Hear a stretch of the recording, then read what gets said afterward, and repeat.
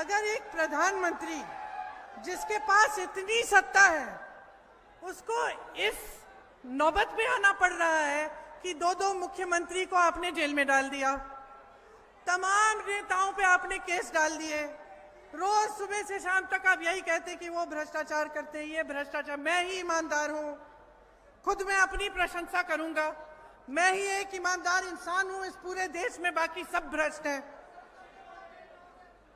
और आप 10 सालों में के लिए सत्ता में रहे हैं, आप क्या जनता को एक चीज नहीं गिना सकते कि आपने जनता के लिए क्या किया? कि आप सुबह से शाम तक सिर्फ ये भ्रष्टाचार की रट ले रखे हैं। और सबसे बड़ा भ्रष्टाचार निकला क्या फिर? Electoral bond.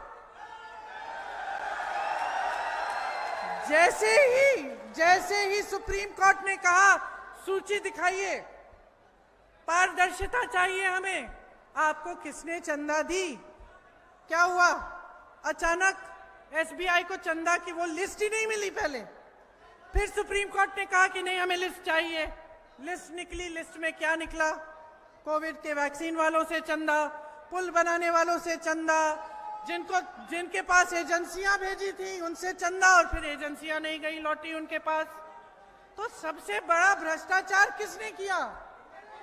जोर से बोलो।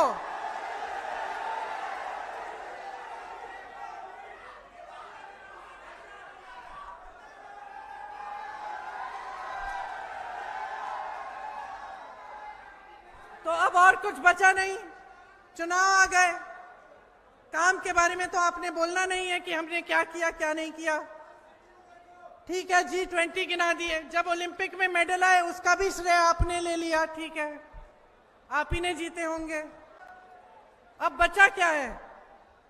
बचा यही है ना कि जनता का ध्यान इन चीजों पे डालो जिनसे उनका जज्बात जुड़ा है।